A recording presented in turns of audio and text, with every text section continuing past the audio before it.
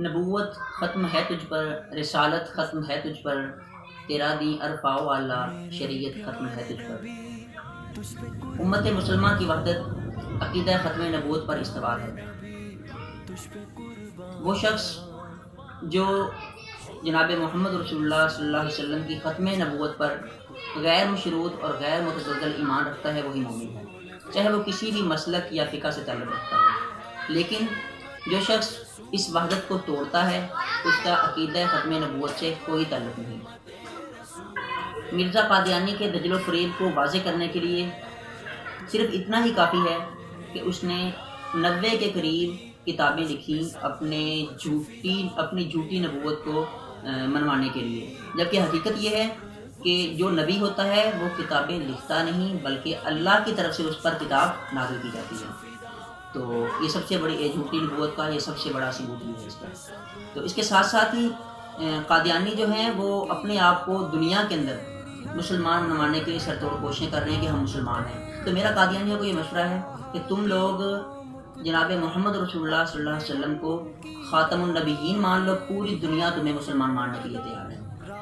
اور آخر میں حکومت وقت سے یہ سوال کرنا چاہتا ہوں کہ جب 1973 کے آئین کے اندر یہ چیز موجود ہے کہ قادیانی کافر ہیں، قادیانی اپنے آپ کو مسلمان نہیں کہہ سکتے، قادیانی اذان نہیں دے سکتے، قادیانی اپنے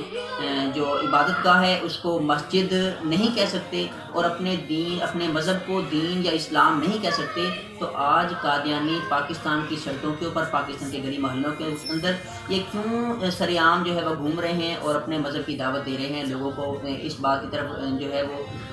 لا رہے ہیں کہ قادیانی جو ہے یہ مسلمان ہے اور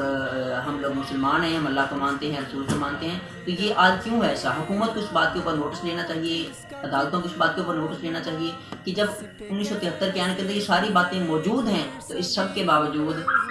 کیوں آخر ان کو اتنی کھلی چھوٹ ملی ہوئی ہے، کیوں ان کو اتنی اجازت ملی ہوئی ہے۔ تو آخر میں جو نوجوان ہیں، سوشل میڈیا پر ہیں یا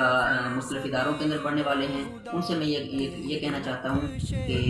اس فتنہ قادیانیت سے اپنے آپ کو بچائیے، اپنے اہل و عیال کو بچائیے۔ یہ اس وقت سب سے جو غلیظ ترین جو مذہب ہے وہ